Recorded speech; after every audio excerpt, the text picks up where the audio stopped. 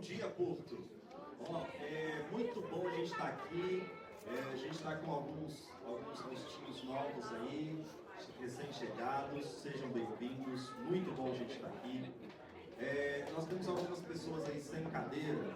Então, se tem algum lugar vazio ao seu lado aí, chega pro lado para a pessoa poder se assentar também. Tem lugares aqui na frente. Eu ia pedir a galera aí de velho, a galera velha de casa sentar na frente, para a gente permitir as pessoas sentarem. Muito bom a gente estar aqui, sejam muito bem-vindos. Para quem não me conhece, eu sou o Maio. Cadê o Alair? Tá aqui. Vamos orar pelo Alair? Muito bom, gente.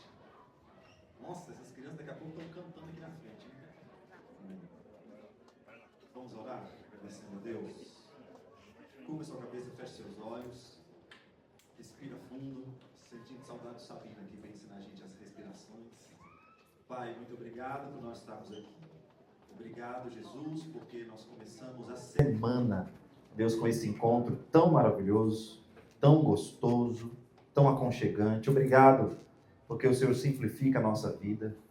Obrigado que o fardo do Senhor é leve, é suave.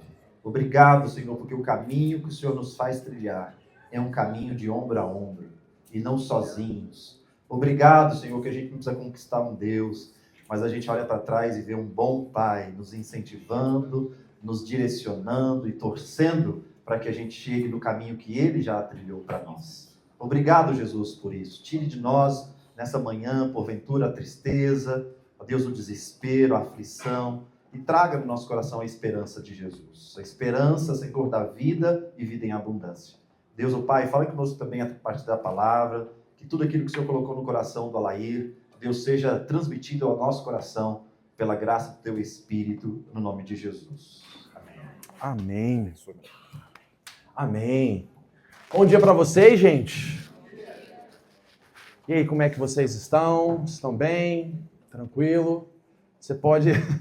Eu gosto disso. Você pode dar um sorriso para a pessoa que está do seu lado e falar assim, seu sorriso é lindo demais, velho. Impossível não sorrir falando isso para outra pessoa. Mesmo que seja na zoeira. Para quem não sabe, nós que fazemos parte dessa área, né, de trazer uma palavra, uma reflexão para Porto, o Myron manda qual seria a temática, pensando junto qual seria a temática, para o mês, e dividido em subtemas, para que a gente possa conversar com isso. E aí, a missão que ele me deu hoje é a missão de celebrar uma denúncia contra a autocobrança de nunca ser o suficiente. E a gente que prepara a pregação, normalmente a gente já tem uma coisa meio que pronta, assim. Aí o Myron chega dando o tema. E aí a gente vai no chat, GPT, fala, chat, eu pensei em falar sobre isso, mas o meu pastor me deu esse tema. Como conseguir correlacionar essas duas coisas para eu continuar falando o que eu estava querendo falar? Mas brincadeira, dessa vez eu realmente me desafiei a estar com esse tema e trabalhar com vocês com esse tema. Eu queria pedir para que você abrisse a sua Bíblia lá em Gálatas, capítulo 5, a partir do versículo 1, tá?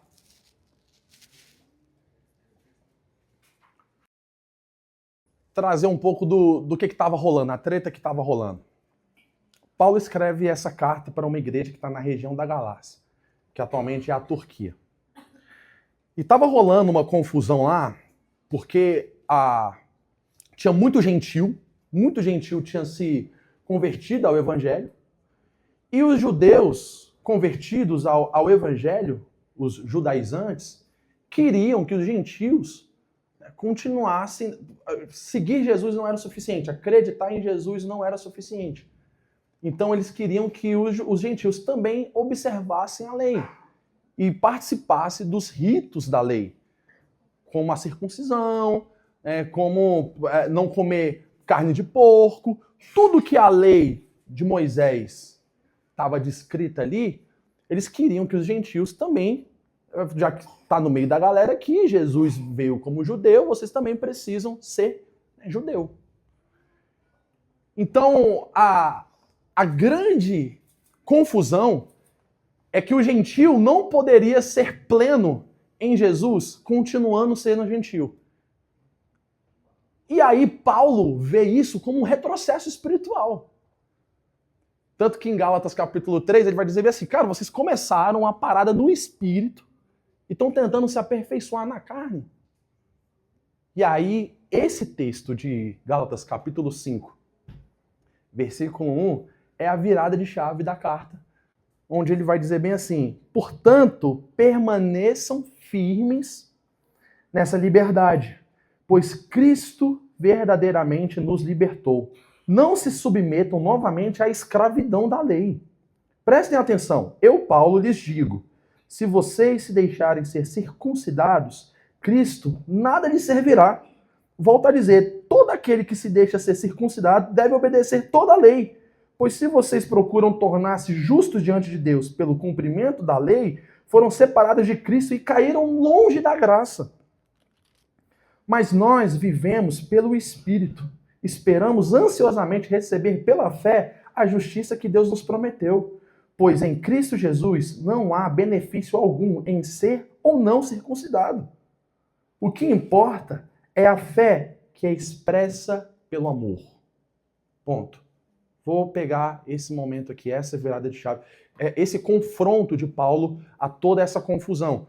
O pessoal queria, você não pode seguir a Jesus sendo você. Você tem que ser uma outra pessoa. Você tem que ser uma outra coisa. Você tem que não dar simplesmente para você ir pela fé. Precisa também fazer essas coisas. E Paulo fala, não, isso aí é um retrocesso. Isso daí é um retrocesso. Vocês já foram livres. Vocês já foram libertos. Agora vocês vão voltar à escravidão? Então, acredito que o sentimento que deveria ter existido para os gentios, ao ter esse conflito com esses judeus, caramba, então nunca é suficiente ser o que eu estou sendo. Sempre preciso fazer algo a mais. Cristo não é suficiente. E aí, eu não sei vocês, mas acredito que vocês já devem ter passado por isso. Passar por um sentimento de acordar devendo. Sabe quando você acorda com aquele sentimento de que está devendo? Às vezes está devendo mesmo. Às vezes está devendo uma conta que você não pagou. Mas não é só sobre essa dívida. Mas está devendo ser alguém melhor, está devendo amar as pessoas que estão ao seu lado, está devendo ser mais paciente, está devendo... E esse sentimento, né, que nos torna pessoas devedoras, né, que nos torna pessoas endividadas, é um sentimento que mexe com a nossa dignidade. A gente vive uma vida sendo massacrado pela culpa de nunca conseguir ser o suficiente, porque a gente sempre está devendo alguma coisa. A gente sempre está devendo alguma coisa no nosso casamento, a gente sempre está devendo alguma coisa na criação dos nossos filhos, a gente sempre está devendo alguma coisa para Deus. E a gente vive nessa loucura de querer tentar recompensar Deus de algum jeito. Mas não é estranho a gente passar por isso, porque se você é como eu, cresceu num meio, né, onde nos foi ensinado que a gente nasceu devendo. Existe uma ideia unânime, quase que unânime, para falar a verdade. Uma ideia teológica, quase que unânime, de que a humanidade estava na conta vermelha, Deus estava boladão, assim, indignado, e aí nenhuma atitude nossa poderia agradar, nem a sua melhor atitude poderia agradar a Deus, porque ele estava bolado. E a única coisa que poderia te livrar da ira de Deus era a morte do seu filho. E chamamos isso de amor. É quase que uma ideia unânime de que você já nasceu devendo. E Jesus, pagou esse preço por você. Deus é um pai que teve que recorrer à violência para provar que te ama. E aí, quando você passa por alguma coisa na tua vida que você está sofrendo, você pensa, é uma provação de Deus. Deus está utilizando mais uma vez de uma violência, de uma punição, para poder me ensinar. E a gente projeta isso para os nossos relacionamentos, para o nosso casamento, para a criação com os nossos filhos. Se Deus, sendo um pai perfeito, que me amou de forma perfeita, usou a violência para poder me amar, eu também posso usar da violência de disciplina nos nossos relacionamentos. Então é como se Jesus tivesse, na verdade, Jesus não veio para te libertar do pecado que estava estragando teus relacionamentos. Jesus veio te libertar da ira de Deus, porque se Deus te pega, tu tá lascado.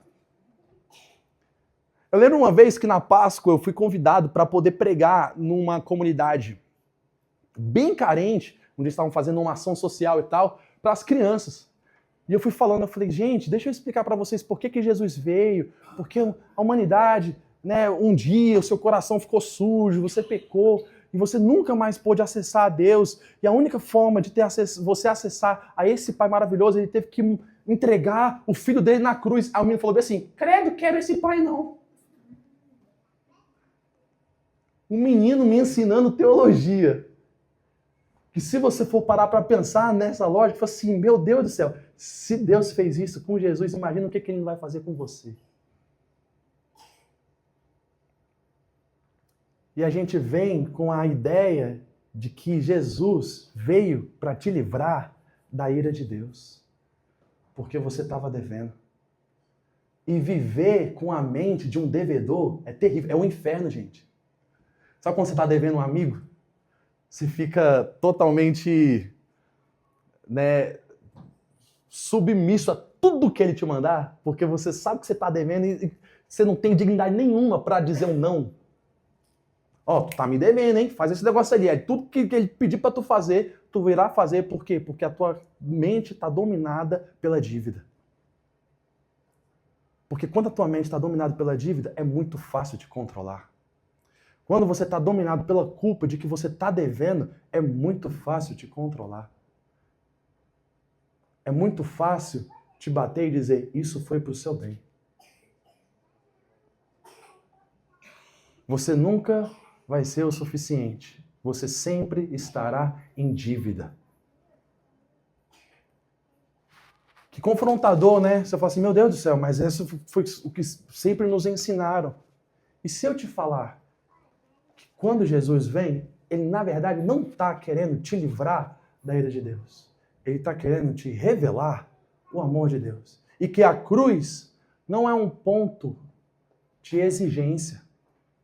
A cruz, na verdade, é um ponto da onde o amor de Deus é capaz de ir, mesmo com aqueles que o crucificam. O auge do Evangelho é quando Jesus chega e fala bem assim, Deus, Pai, perdoa eles porque eles não sabem o que fazem. O amor de Deus é tão grande ao ponto de conseguir perdoar pessoas que o crucificaram.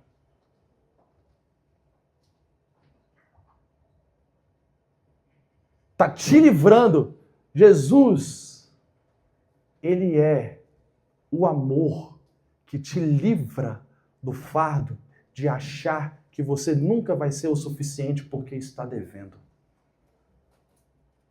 Te livra. Jesus é o amor que livra o teu casamento do fardo de achar que você nunca vai ser feliz no casamento porque não só você está devendo, mas também o outro está te devendo. Porque a gente também... a pior atitude que a gente pode ter com uma pessoa é fazer algo muito bom e tornar ela nossa devedora. É dar um abraço e depois mandar a conta. É ajudar um sorriso, mas depois mandar a conta. Isso é totalmente contra a mensagem do Evangelho. Então, todas as vezes que a gente faz uma atitude boa para querer tornar o outro o nosso devedor, na verdade, nós estamos agindo como anticristos. Cristo não foi alguém que precisou de uma reciprocidade para que validasse o seu amor. No final das contas, o mundo não está horrível, não está a bagunça que está, porque existem pessoas ruins, mas porque existem pessoas que se acham boas demais e ninguém está valorizando suas atitudes boas. São pessoas que só fazem o certo com a motivação errada, que só fazem coisas boas com a motivação errada de tornar outras pessoas seus devedores. Deus não é esse pai. Ainda bem que Deus não é esse pai. Deus nunca te cobrou nada. Na verdade, a cruz não é o preço que você precisa pagar. A cruz é o preço que Deus está disposto a pagar para amar você, mesmo que o mundo te crucifique. Então, quando a gente vai para o Evangelho, a nossa lógica muda. Na verdade, a nossa lógica ela precisa mudar. A redenção do mundo vai vir agora por pessoas que serão facilitadoras da vida uns dos outros, porque vai liberar as outras pessoas desses fardos que nós colocamos nos nossos relacionamentos, ao ponto de falar, Jesus não é o suficiente, você precisa fazer mais isso, você precisa ser mais isso. Você acreditar em Deus e que Jesus foi lá, se doou em amor e tal, não é suficiente, você precisa fazer mais. Quando Cristo nos liberta disso, Ele vai trazendo agora uma redenção para os nossos relacionamentos, porque Ele se doa por nós em graça. Se Ele se doa por nós em graça, agora a nossa atitude, né, com o outro, com o meu irmão, é movido por graça e não por barganha. E não mais por troca. Você entende a indignação de Jesus ao chegar no templo e ver que a casa que era para ser uma casa de encontro se tornou agora o covil de ladrão. Um lugar de troca.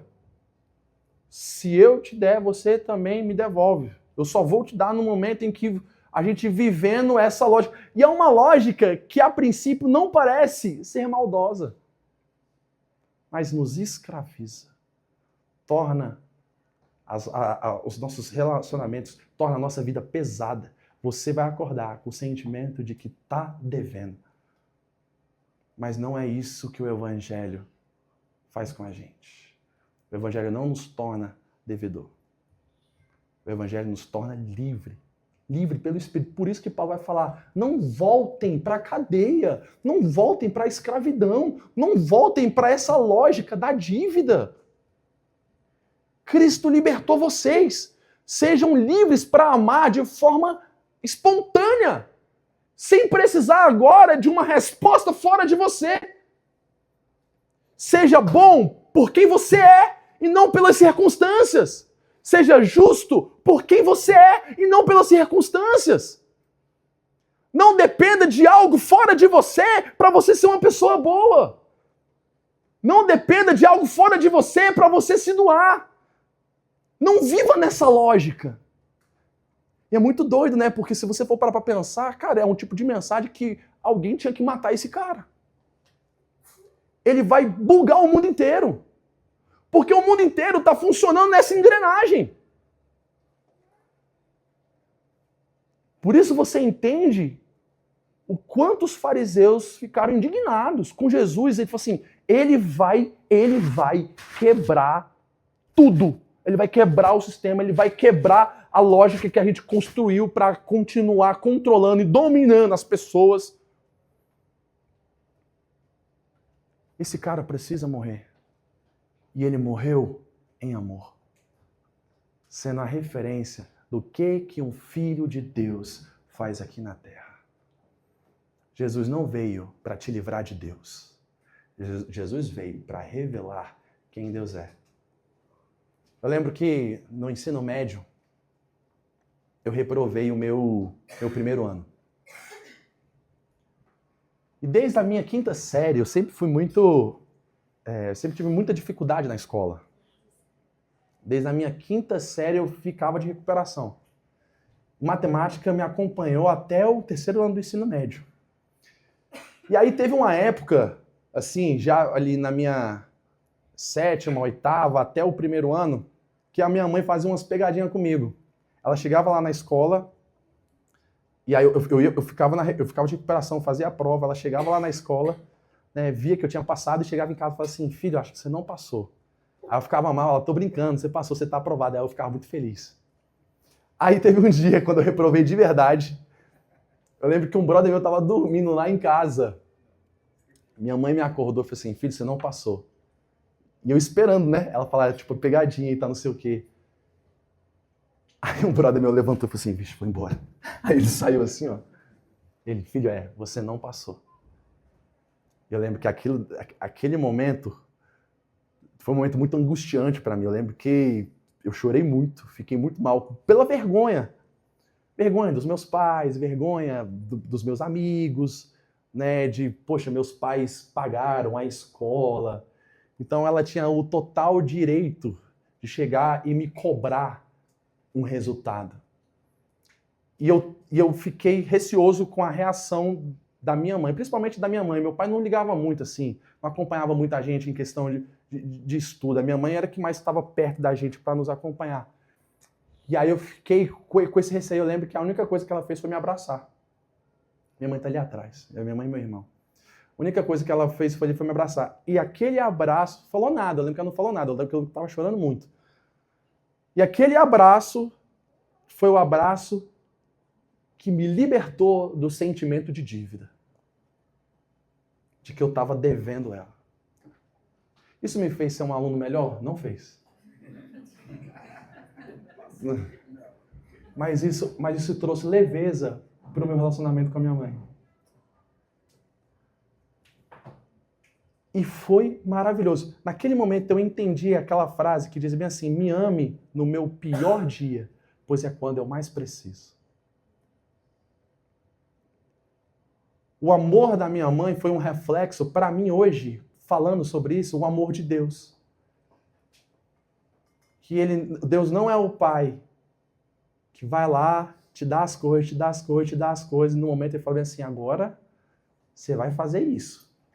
Agora você precisa dizer isso. Ó, eu morri na cruz por você. Eu morri na cruz por você. Ai de você. Ai de você, se você não vir para mim. Nossa, que desgraça, né? Você entende que, na verdade, quando Cristo veio nos libertar do pecado, é porque o pecado não estava nos deixando em crise com Deus. O pecado estava nos deixando em crise com nós mesmos. Deus já tinha resolvido essa conta. Mas assim, esse daí é o cordeiro que tira o pecado do mundo. Deus não tem crise com o seu pecado, tá? Deus não tem crise com o seu pecado. A única coisa que deixa você separado de Deus é a sua crise de identidade. De você ainda continuar vivendo como devedor e não como filho. Enquanto você vive como devedor, você vai continuar endividando os seus relacionamentos. Você vai continuar endividando os seus filhos. Você vai continuar endividando o seu casamento. Você vai continuar endividando a sua fé. E aí você vai ver o inferno que vai virar a sua vida. Porque nunca vai ser o suficiente. E Paulo está aqui celebrando a libertação dessa escravidão. Sai dessa, velho. Paulo fala bem assim, vocês não precisam ser judeus. Vocês podem continuar sendo gentil. Para de voltar a ter essa paranoia de que vocês precisam agir, andar e viver igual um judeu. Quem está mediando vocês é Cristo. Não é lei, não é... Então para com esse sentimento de achar que nunca é o suficiente. Imagina a sua vida hoje. Presta atenção, imagina a sua vida hoje, você com a certeza de que é amado que não precisa suprir a expectativa de ninguém? Como que seria? Imagina como que é a sua vida quando você tem a certeza de que é amado, você não precisa suprir a expectativa de ninguém. Começa a sonhar. É essa vida que Jesus tem para nós. Para encerrar, quando eu entrei no Vitória Regia, eu não sei se eu já cheguei a contar essa experiência. Eu conto essa experiência praticamente em toda palestra que eu vou. Quando eu entrei no colégio, no Vitória Regia, todos os professores chegaram para mim e falaram bem assim: Alaí, você não vai ter dificuldade com nenhuma turma. Apenas com uma turma por causa de um aluno. E aí, essa turma era o 7º ano C na época, isso há uns 2 anos atrás. E quando eu entrei na turma, eu pensei o seguinte, eu falei, cara, eu sou mestre em conquistar aluno bagunceiro. Tá de boa. As minhas aulas são dinâmicas, é tranquilo, vai ser tranquilo conquistar esse aluno. Aí quando eu entrei para dar aula, realmente o moleque era terrorista, era o Croix. Eu lembro que eu tentava dar aula e ele levantava e dançava funk, distraía as pessoas e tal, e ficava tirando sarro, era muito irônico, muito cínico. E aí você fazia aquela oração, aquele tipo de rapaz, de menino, de menina, que você olha para essa pessoa e você faz aquela oração. Deus, coloca a sua mão, senão coloca a minha. Não dá, e se eu colocar a minha, não vai prestar. Terminou, velho, com a cena, eu saí de lá dessa sala de aula com a pior sensação. Assim, a sensação de que foi a pior aula da minha vida, que eu não consegui ensinar nada, que eu não consegui passar nada.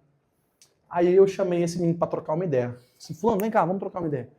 Aí conversa vai, falei, como é que você tá? Não sei o quê, tal. Aí chegou um momento que ele falou bem assim, professor, eu odeio voltar para casa. Odeio voltar para casa. Porque quando eu chego em casa, é sempre a mesma treta.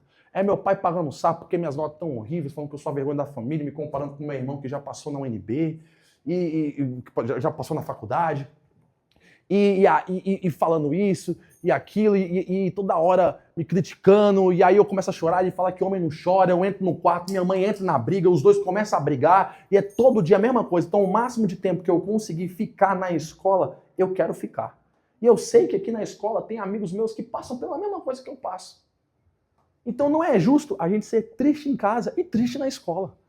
Então, quando eu tô aqui na escola, eu quero fazer os meus amigos sorrir mesmo. Eu faço palhaçada. Olha a lógica do menino. Me argumentando pra justificar o jeito bagunceiro dele. Tipo assim, cara, é totalmente justo o que eu tô sendo.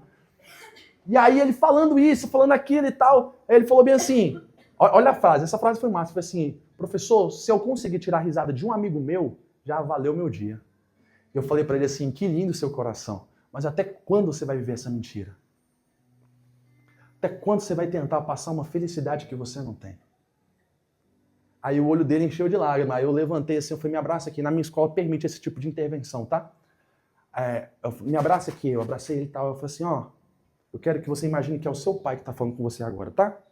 Fecha os olhos aí. Ele fechou os olhos, me abraçou. Eu falei, quero que você imagine que é o seu pai. Aí eu falei assim, filho, eu te amo muito. Por vezes o papai erra mesmo. Ele te cobra coisas porque ele não quer que você viva a mesma vida que eu vivi. Mas, ó, me perdoa de coração. Me perdoa de coração, eu te amo, tenho orgulho de você. Aí ele lembra que ele me apertava, ele chorava muito. Chorava muito. Assim, eu sonhei com você. Aí terminou assim, né, a conversa. Aí ele chegou, ele limpou assim, o olho cheio de lágrimas, ele, tu mudou minha vida, cara. Eu falei, volta pra sala, volta pra sala. Aí ele voltou pra sala. Na semana seguinte rolou o interclasse. No interclasse, o time dele estava perdendo no primeiro jogo. Quando deu o intervalo, ele já estava bolado. Ele, caraca, professor, a gente vai perder, velho, a gente vai perder. Eu falei assim, ô, para, vem cá, ó, deixa eu te falar. Eu fiz bem assim, ó, plim, plim, plim, plim, plim. Tu tá iluminado, volta lá e faz teu gol, pô. Aí voltou pro segundo tempo, tá não sei o quê, foi lá e fez um gol. Todo mundo, fulano, e você apontou pra mim, eu falei, plim, plim, plim, tu tá iluminado, vai e tal. E foi lá e viraram o jogo. Quando chegaram no segundo jogo, venceram, foram pra final, empataram. Quando chegou na final empataram e foram pros pênaltis, aí foi na vez dele. Aí eu cheguei pra ele e falei assim, ó, respira, plim, plim, plim, plim, plim, tu tá iluminado, vai lá e faz teu gol. Ele chutou e errou, o time perdeu. E aí ele veio chorando, cara, eu te decepcionei, tá não sei o que, foi mal. Eu falei, mano, para com isso, velho, deixa eu te falar, eu amei que você perdeu. Pô. Ele, como assim, professor? Porque eu quero que você entenda que você não precisa me provar nada. Eu gosto de você do jeito que tu é, pô. O que aconteceu com esse menino? Começou a se tornar agora o aliado do professor. A gente chegava na sala de aula, tava uma bagunça, como ele era amigo da bagunça, ele também tinha voz ativa com os moleques lá. Aí eu queria dar aula, aí ele levantava assim, ô galera, pô, o Alaí já não... Professor, pô, o professor já não ganha bem, tá não sei o quê, vamos ajudar o cara. R$2 ou uma humilhação misteriosa? Que isso, cara? Não precisa de tudo isso, não. Vamos ajudar e tal. Os professores na sala de professor começaram a elogiar. Caramba, fulano tá diferente, tá não sei o quê. Virou um ano, não ficou de recuperação em nenhuma matéria. No ano seguinte, ele chegou e falou pra mim bem assim, professor, você não sabe o que aconteceu, velho. Do nada, meu pai chegou e falou que me amava. Eu falei, massa, né? Eu falei assim, pô, bom demais, tá não sei o quê. E aí, agora, ele trocou de unidade, ano passado ele tinha entrado um rapaz com uma postura totalmente deprimida na sala de aula. E todos os professores falam assim, cara, acho que esse menino tem depressão, esse menino tem isso, tá aquilo. Foi passando um ano, a postura desse menino começa a mudar. E os professores começam a comentar, caramba, o fulano tá diferente. E como eu não tô na unidade, eu tô em outra unidade, eu só escutava as coisas. Aí teve um professor que falou bem assim, vocês perceberam que ele só começou a mudar depois que esse fulano, dessa história que eu falei, começou a andar com ele, né? Aí eu, caraca, que massa, interessante. Aí eu encontrei ele. Eu falei assim, velho, e aí, velho? Fiquei sabendo que tu fez amizade com o menino lá que tava todo deprimido, e o menino lá que mudou. Aí ele falou pra mim bem assim, professor, eu só precisava de um amigo, pô. Só precisava de um amigo. É isso que Jesus faz. Quando liberta alguém de uma mentalidade de que tá devendo. A pessoa agora é livre para amar, de forma espontânea. Vamos orar?